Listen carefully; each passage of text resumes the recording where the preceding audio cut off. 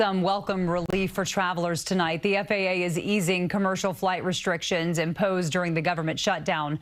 Flight restrictions will drop from 6% to 3%. The change takes effect tomorrow at 6 a.m. It follows improved air traffic controller staffing.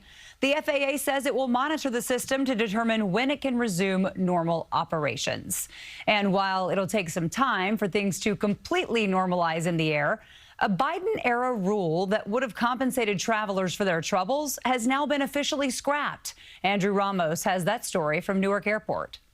I had no idea. I was on my way here. It's not exactly how Martha Millette and Connie Lamb expected to kick off their getaway, where they were headed to Florida to catch a cruise to the Caribbean. Their 2 p.m. flight out of Newark delayed for nearly 7 hours. We can't rest because there's nobody going to lay on the floor, lay out, It's bad. The travel delay would have met the criteria of a consumer protection rule by the Biden administration that would have required airlines to compensate passengers in cash for flight disruptions caused by the carriers. But today, that rule was axed by the Trump administration. DOT officials saying that it would have caused an unnecessary regulatory burden on airlines. It's not fair. We pay enough money to get on the plane and we got to wait. If the regulation went into effect, airlines would pay up to $300 for domestic delays of 3 to 6 hours and up to $775 for delays lasting at least 9 hours.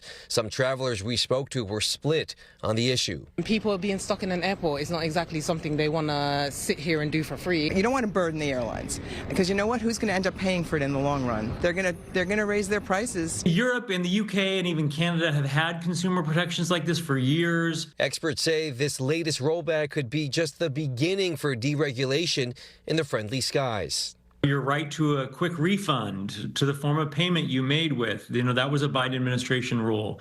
Families seating together without being charged. The airline lobbies, the travel company lobbies have a lot of power right now in Washington, and they're wielding it. With no timeline yet set, the U.S. Department of Transportation also said it was considering developing new rules outlining the definition of a flight cancellation, which would warrant a full refund, in addition to rules on ticket pricing and advertising. In Newark Airport, Andrew Ramos, CBS News, New York.